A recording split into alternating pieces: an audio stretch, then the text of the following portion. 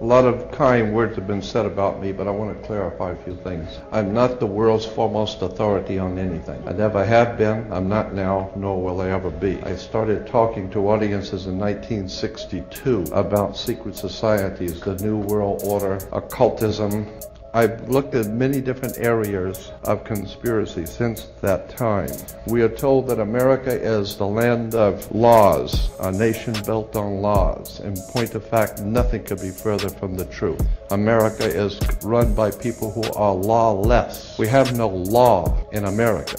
And understand that. The law is whatever the powers that be in power happen to say it is today. And it may change tomorrow. Understanding words is what you really need to start doing. You're standing under to get understanding, because that's where the word understand comes from. To stand under the foundation. If you put an S in front of words, it becomes swords. And that's what words are. They can cause you great trouble. Humans are word control creatures. So we need to establish what words mean.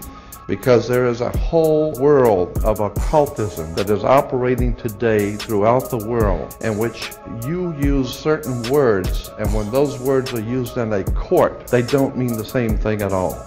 Understanding law and the words of law, there are two things that this planet has, water and land. Consequently, there are two kinds of law, the law of the land and the law of water. You've heard the term law of the land, but in point of fact, that's precisely what this word means, law of the land.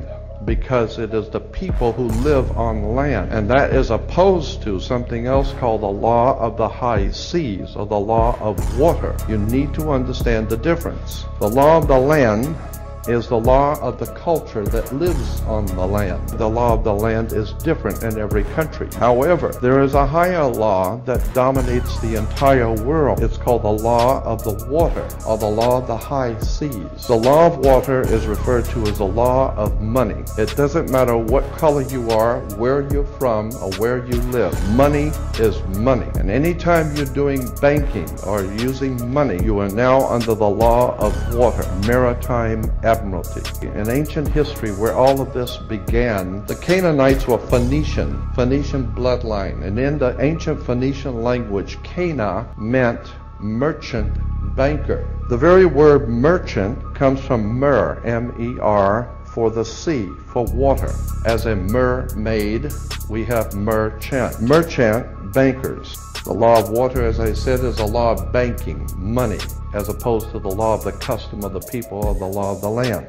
The Statue of Liberty must be put in water. It could not be put on American land. It had to be put in the harbor, because it's not the Statue of Freedom. It's a Statue of Liberty. Liberty is what a sailor gets when he pulls into port on a ship. He gets liberty. He's not free. We're not free. This is not a free country. Why is it that you have to go to court? You go to court because you play basketball and tennis on a court. How do you play tennis on a court? You play with a racket. Why? That's what it is. It's a racket. And make no mistake, they do not pick words by chance. These words are very serious. These words are very important. When you go into a court, what's the idea of going to court? It's a game, like basketball. The whole idea in a court is to put the ball back in the other guy's court. And the judge is wearing a black robe, so he is the referee. He doesn't care which side wins or loses, because he's going to get paid anyway. The judge, we are told, rules from the bench. The word bench in Latin is a bank. Therefore, the judge rules for the bank. Where do you find banks? You find banks on both sides of a river. They're called river banks. And what does a river bank do? It directs the flow of the current. See, when a ship pulls into a harbor, all ships are referred to as female. Why? There's a very good reason. Because they're carrying items for money. They are under maritime admiralty law. Admiralty is where we get the word admiral, admiral of the Navy. When a ship pulls into harbor, it parks at the dock and it ties off at the dock. The captain has to provide for the port authorities a certificate of manifest. The ship pulled in, so it has manifested. So each one of those items coming off of that ship has come off of water. All ships have a captain. The word captain comes from a Latin word capital, money.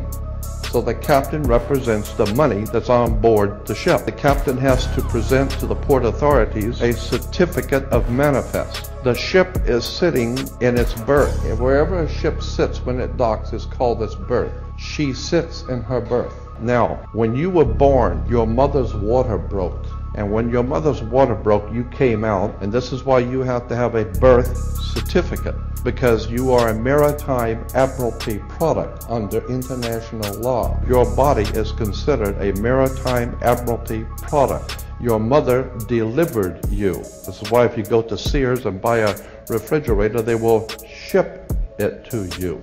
They will deliver it. And that's why you were in your delivery room. Your mother was delivering a product. You came down your mother's birth canal. Therefore, you have to have a certificate, and it's always signed by the dock. All of these words and terms are maritime admiralty banking words. And therefore, if you understand lawyers and judges and courts and government are all under international maritime admiralty law. All religions, all churches in the world operate under maritime law. This is why all churches are divided into denominations like 20s and 50s and 100s. Serious. This is why they're called denominations, because all churches are nothing more than the product of maritime admiralty banking. It's an extraordinary story of occult treason, high treason and crimes against the state. Make no mistake about it. Since 1868, we're now under international maritime admiralty law. In 1868, there was a corporation founded. Anyone can incorporate a company. Well, in 1868, there was a company incorporated.